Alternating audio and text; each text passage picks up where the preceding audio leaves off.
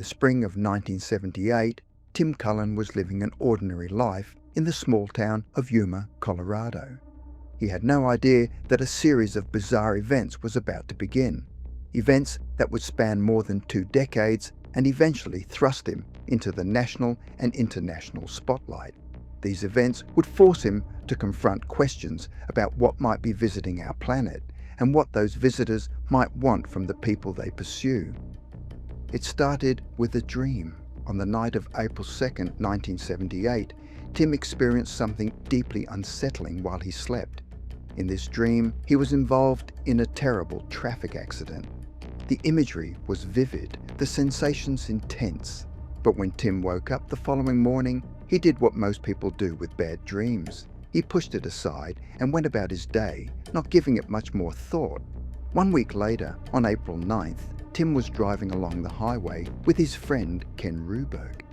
The two men were making their way down the road, the journey proceeding without incident, when suddenly and without any warning, the dream came surging back into Tim's mind. It was as if something had triggered the memory, bringing every vivid detail rushing to the surface with startling clarity. And then, only seconds later, the car rolled over multiple times.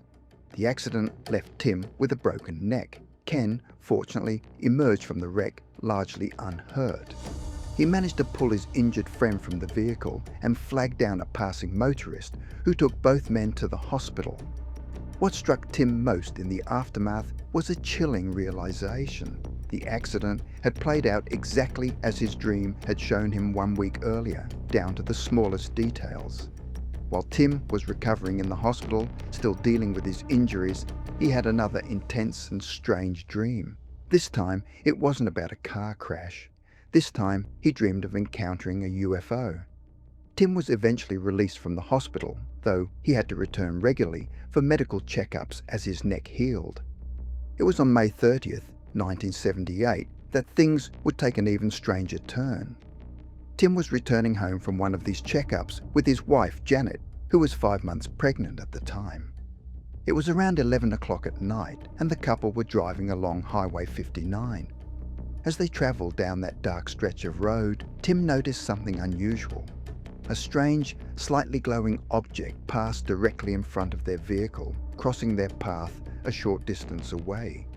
The object disappeared temporarily behind a hill before reappearing a moment later. Tim brought the car to a stop. The object continued moving, then changed direction and headed toward them. Eventually, it traveled under the power and telephone lines and hovered over a nearby pasture. Tim estimated the craft was around 100 feet in length, approximately 10 feet tall, and about 20 feet wide. What struck him most was the silence. The object didn't make any noise at all. Tim could see 2 diffused lights shining at the back of it, one yellow and one red. He and Janet simply sat there in their car, staring at this bizarre aerial object until it finally disappeared into the distance. After taking a moment to gather themselves, the couple decided to continue on their journey home. 2 decades later, Tim would admit that he hadn't thought to look at the clock during the encounter. This meant there was no way to know for certain whether any time had gone missing during those strange moments on Highway 59. Neither he nor Janet had any sense of missing time. They had no memories of being inside a strange room or aboard any kind of craft. But Tim would also recall that the more he thought about it over the years, the more he remembered having an odd feeling at the time they decided to drive away. Something hadn't felt quite right, but it didn't really register with him at the time, so he simply put it out of his mind. Those buried memories would stay locked away for 20 years. At some point during 1998, Tim was working when he accidentally hit his thumb with a hammer. The injury was bad enough that he suspected he might have dislocated it, so he went to see a doctor. He visited Dr. Mark Hubner at the Yuma clinic, where the doctor proceeded to take an X-ray of the injured thumb. When Dr. Hubner examined the X-rays, he asked Tim about the piece of metal in his arm.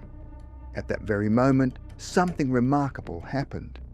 A rush of details and realizations came flooding into Tim's mind.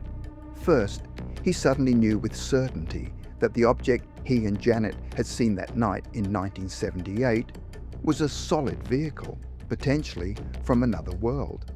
He also became certain that they had experienced missing time after all.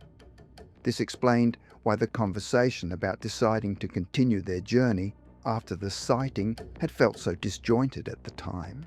But even more remarkably, Tim suddenly had memories of further encounters that had occurred in the years since. In 1980, approximately 2 years after that first incident, Tim had been at almost the exact same location on Highway 59 when he encountered an almost identical craft. He remembered now that 2 diffused yellow lights appeared on the object and began blinking. At the time, he recalled having a strange and unsettling realization that the same events from 1978 were about to happen again.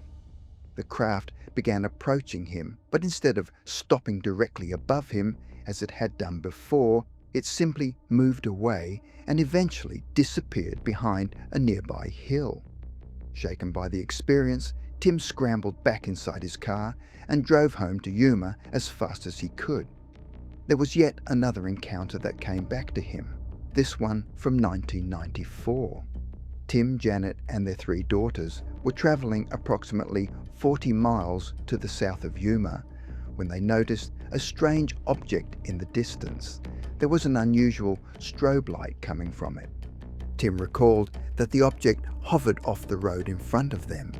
He eventually brought their car to a stop, and all 5 family members watched the object for somewhere between 5 and 10 minutes. Finally, it started moving and disappeared to the north. But alongside these recovered memories, Tim now understood something else.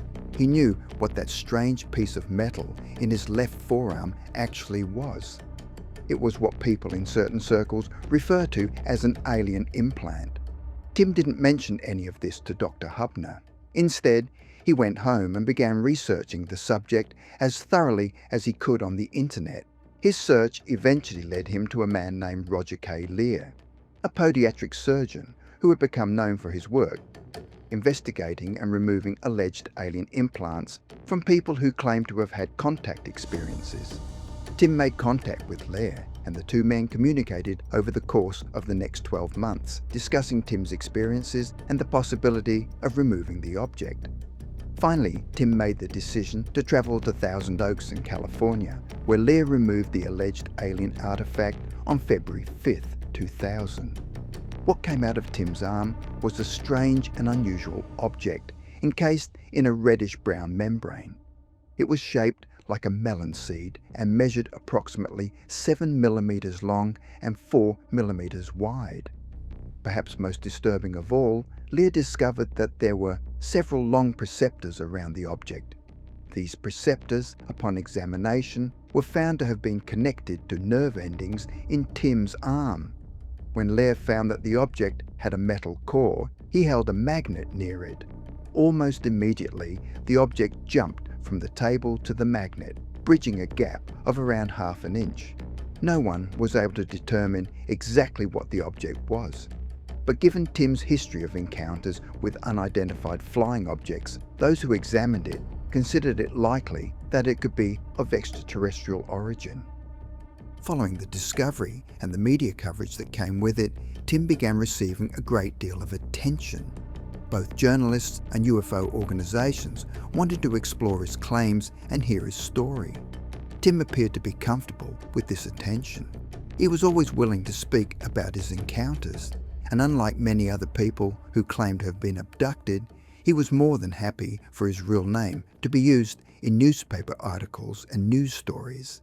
The implant was eventually sent to a company called Digital Instruments in California for further scientific study and analysis. The results of these studies were largely unclear and did not provide definitive answers about the object's origin, though there was little doubt among those who examined it that the implant was genuinely unusual and unlike conventional medical devices or everyday metal fragments.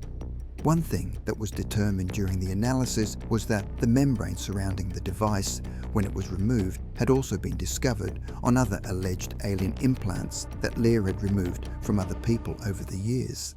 This peculiar membrane appeared to be a consistent feature across multiple cases. In subsequent interviews, Tim offered his own theory about this membrane and its potential purpose. He believed it might protect the otherworldly device from foreign object rejection by the body, essentially tricking the immune system into accepting something that should have been rejected as a foreign intrusion.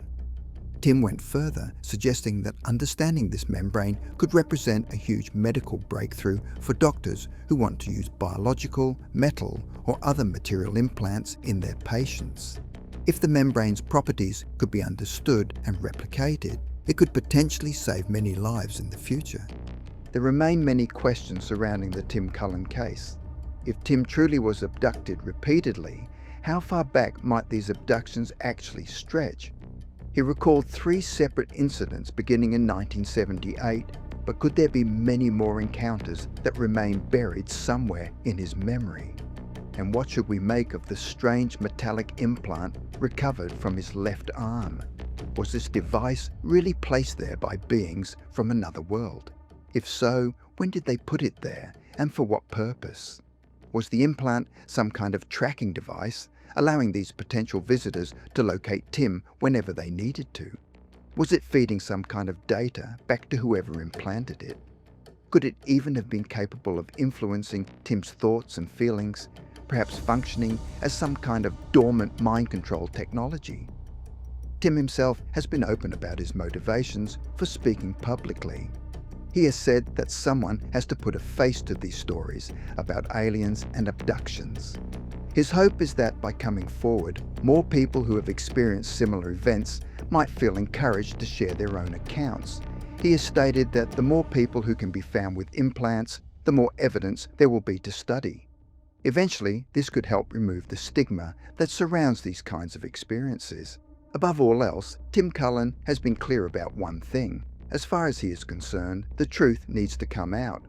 To this day, the Tim Cullen case remains one of the most intriguing accounts in the study of alleged alien contact.